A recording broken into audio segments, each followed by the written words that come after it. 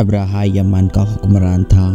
اس نے یمن میں ایک عالیشان کلیسا تعمیر کر کے یمن کے لوگوں میں یہ اعلان کرا دیا کہ آئندہ کوئی شخص حج کے لیے مکہ مکرمہ نہ جائے اور اسی کلیسا کو بیت اللہ سمجھے۔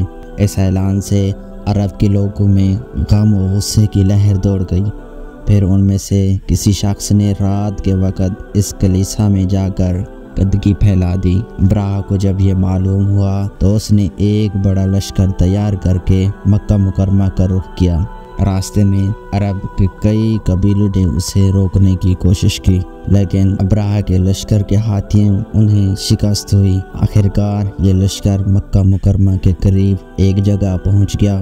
اگلی صبح جب اس نے بیت اللہ کی طرف بڑھنا شروع کیا تو اس کے ہاتھی نے آگے بڑھنے سے انکار کر دیا۔ اسی وقت اس کی طرف سے عجیب و غریب قسم کے پرندوں کا ایک غول آیا اور لشکر پر چھا گیا۔ ہر پرندے کی چونچ میں 3 کنکر تھے جو انہوں نے لشکر کے لوگوں پر برسانے شروع کر دیے۔ ان کنکروں نے لشکر کے لوگوں کے جسموں کو چیر کر رکھ دیا۔ یہ عذاب دیکھ کر سارے ہاتھی بھاگ کھڑے ہوئے۔ لشکر کے سپاہیوں میں سے کچھ وہیں ہلاک ہو گئے اور کچھ بھاگ نکلے، وہ راستے میں مر گئے۔ ابرہہ کے جسم میں ایسا زہر سریت کر گیا کہ اس کا ایک ایک جوڑ گل سڑ کر کرنے لگا۔ اسی حالت میں اس نے یمن لایا گیا، وہاں اس کے سارے بدن سے خون بہہ بہہ کر ختم ہو گیا۔ اس کی موت سب سے زیادہ عبرتناک ہوئی۔ اس کے 2 ہاتھی بان مکہ مکرمہ میں رہ گئے تھے جو اپاہج اور اندھے ہو گئے۔ اس طرح اللہ پاک نے اپنے گھر کی حفاظت فرمائی اور طاقت پر غرور کرنے والوں کو سزا کا